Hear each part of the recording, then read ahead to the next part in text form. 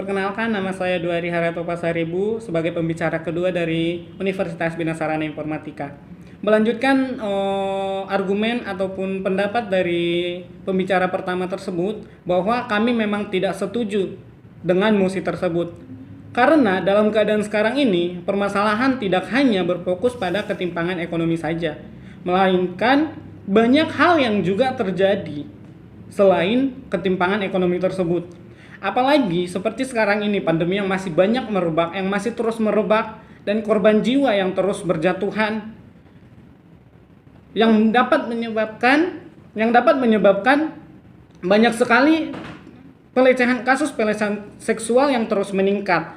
Tetapi pemerintah hanya berfokus pada kasus-kasus ketimpangan sosial tanpa kurangnya memperhatikan kasus-kasus pelecehan seksual yang terjadi saat ini. Contohnya seperti yang disebutkan pembicara satu tersebut tadi, bahwasanya ada kasus pelecehan seksual yang terjadi di Surabaya, yaitu salah satu mahasiswa di universitas ternama di Surabaya tersebut. Nah, dalam kasus itu kita dapat melihat bahwa dengan cepat pemerintah menutup kasus tersebut dari publik sehingga kasus tersebut tidak terlihat lagi sampai sekarang. Nah, maka dari itu pemerintah terus-menerus mempermasalahkan ataupun terus mengurus masalah ketimpangan ekonomi, tetapi kurang memperhatikan kasus-kasus pelecehan seksual yang terjadi.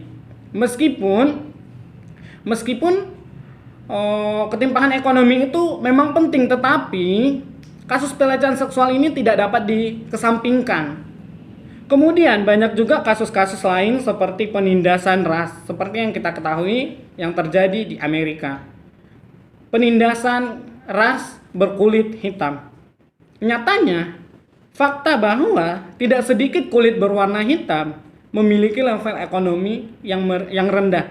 Tetapi banyak dari mereka yang memiliki ekonomi menengah ke atas. Tetapi apa yang kita lihat? Banyak sekali penindasan ras di setiap negara. Dan juga seperti yang kita ketahui, akhir-akhir ini penindasan terjadi di Papua. Kemudian di Papua kita lihat bahwa mahasiswa ataupun aktivis BEM dari kampus negeri di Papua tersebut ditangkap karena mengemukakan pendapat. Setelah ditangkap, kasus itu kembali ditutup oleh pemerintah dengan berfokus lagi kembali kepada masalah ketimpangan ekonomi. Kemudian diskriminasi berbasis identitas, salah satunya gender. Sebenarnya kata gender dapat diartikan sebagai peran yang dibentuk oleh masyarakat serta perilaku yang tertahan lewat proses sosialisasi yang berhubungan dengan jenis kelamin perempuan maupun laki-laki. Sebenarnya kesetaraan gender akan memperkuat kemampuan negara untuk berkembang, mengurangi kemiskinan, dan memerintah secara efektif.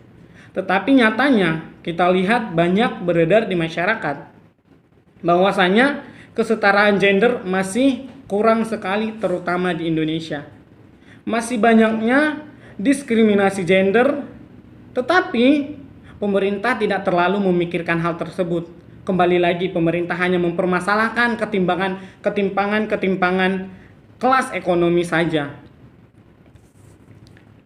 Maka dari itu, dari awal kami sebagai tim oposisi sangat menolak mosi tersebut. Terima kasih.